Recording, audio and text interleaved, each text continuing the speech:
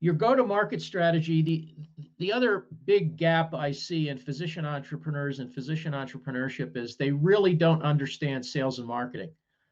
And you have to be able to, and if you don't understand it or are unwilling to really sort of get into the weeds, then this is another reason why if you're just doing this yourself, you're not going to succeed.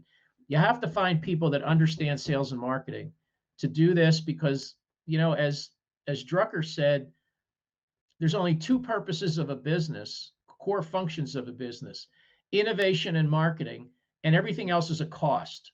So you should, as a startup, really focus on the elements of innovation.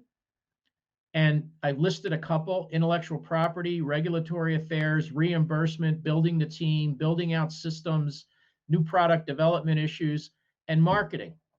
And you're going to spend most of your time on those two things.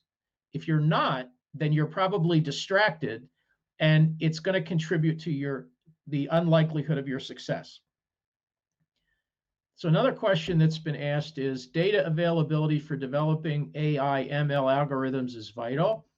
How soon can we expect to have a system which allows the use of patient data in the US to start with and maintain patient confidentiality at the same time? God knows. I mean, this business of it's a big issue. And again, I'm pretty in the weeds on this. There are many initiatives trying to create data interoperability amongst the data segments, including accessing data from the Internet of Medical Things. So it's a very big question, and we're at this time there are lots of people, government agencies, organizations, standards committees, electronic medical record companies. I mean, there's a very big ecosystem trying to figure out how do we overcome the barriers to the dissemination of artificial intelligence in medicine. And all of these questions that you're asking are excellent ones. I will tell you that I pretty much have written about all of them. And if you're interested in more about sort of an in-depth answer, I suggest that you read my LinkedIn posts on my LinkedIn site. I mean, there's lots of them, so it'll take you a while to get through it. But and the books that I've recommended, but we could talk about this a lot. So the answer is, how do you maintain patient confidentiality, security, cybersecurity, universal patient identifiers? All of these questions are in conversation. How is the FDA, our regulatory agency, regulating software as a medical device, AI as a medical device, patenting, trademarking, copywriting AI? Can you use copyright versus trademark versus patent? So there's a whole lot that goes into this. So another question is, why do we need more physician entrepreneurs? Good question. So why are we even here talking about this? And the reason is because every country in the world has the same problem: an infinite demand for care that is getting bigger and bigger and bigger with limited resources. So we have to optimize, regardless of which country you're in, the resources that are available to us. And that means that whatever we spend, we have to deliver more value. We talked about this in the very beginning through the deployment of innovation. And right now, the innovation supply chain and the funnel is very dysfunctional and inefficient. If you just look at the number of drugs that are produced, if you just look at the number of clinical trials that are successfully executed, if you look at the amount of care rendered that is ineffective and harmful, if you look at the $1 trillion of waste in the US sick care system, the systems around the world are terribly inefficient. And one way to make them more efficient is to use physicians and healthcare professionals to inform the deployment, development, and launch of innovation. So the bottom line is, the more of us that can get involved early on, the hope is, theoretically, and I think practically, because there's enough evidence to support it, that the sooner you can play nice with patients and healthcare professionals, the more we can optimize our resources and improve the health status of citizens around the world. That's what the UN Sustainable Goal number 3 is about. It's about global health equity. You can't do that when you squander resources. I don't care whether it's COVID vaccine. I don't care whether it's the number of surgeons in Ghana. I don't care whether it's how many clinical trials get done that are biased and unequitable. I don't care whether it's prejudice. Every single element of the system revolves around being more efficient. So that's my argument for, and that's why we created the Society of Physician Entrepreneurs, because there weren't enough physicians in the game. And the producers and the medical device and pharmacy companies and now big tech and big retail did not engage healthcare professionals early enough. And that's a big mistake. If you are a non-healthcare professional, what I call a non-sick care entrepreneur, if you're on this call and you've had previous success building an e-commerce company that had nothing to do with healthcare, if you think you can solve this problem by yourself without the involvement of people who understand the ecosystem and the domain, you're sorely mistaken.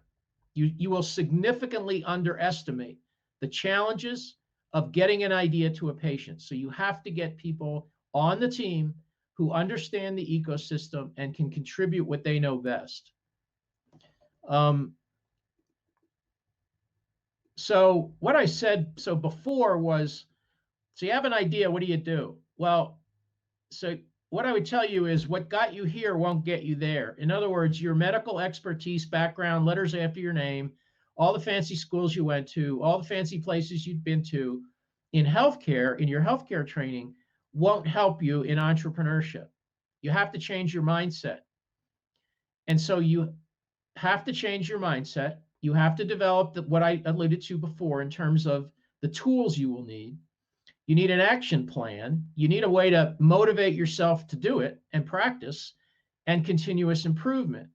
Probably the biggest thing you need to do is figure out why you're doing this, because that's what's going to motivate you. And I call this, you need to make it personal, but you don't take it personally. If you don't have a deep-seated personal reason for going down this road, you're not going to be successful. There's too many barriers. There are too many hurdles. There are too many side channels that are going to disrupt what you thought should happen. And you need to develop that resilience, and you need to have that little voice in your head that keeps you going, like the bunny. The battery your battery is going to run out, and you have to be able to recharge it. So, but that has to keep you intrinsically motivated. If you're doing this because you want to satisfy your parents, not going to work. If you're doing it because you want to make money for somebody else or yourself, it's not going to work. Only if you're doing this because you're trying to solve some psychic need, that may work, but you have to kind of understand what this is about. And once you sort of understand the why, then you can begin to think about the what and the how. Okay, I understand why I'm doing this. What do I want to do, and how do I want to do it? And that will depend on, as I said before, are you involved in drugs, devices, diagnostics, care delivery, ed tech, fintech, you name it? Do you want to be a social entrepreneur? Do you want to be an investor? Do you want to be a CEO or a leader of a company? Do you want to be a chief medical officer? Where do you want to play so that it will satisfy your needs, the jobs you want entrepreneurship to do, and address the pain points? Because if you don't have this itch that you need to scratch, you're not going to be successful. It really depends on mindset and being internally motivated to persist.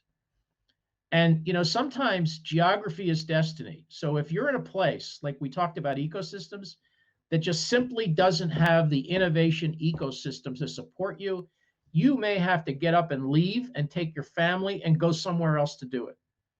It's like if you want to be an actor in the United States, you got to go to LA or New York. If you want to be a big shot in finance, you got to go to New York. If you want to be, something else where this is where the action is, Silicon Valley, if you want to go to tech. You're going to have to make some of those hard choices, but that's the basic idea. Ultimately, you're going to need a fundraising plan. You're going to need to raise money depending on in how much and when and at what stage, depending on what route you go. And finally, you've heard this saying that, innovation is 10% inspiration and 90% perspiration. It's all about execution. You could have the greatest plan in the world. You can do everything that I'm mentioning, but if you can't execute, if you don't have the team to do it, you're not going to succeed.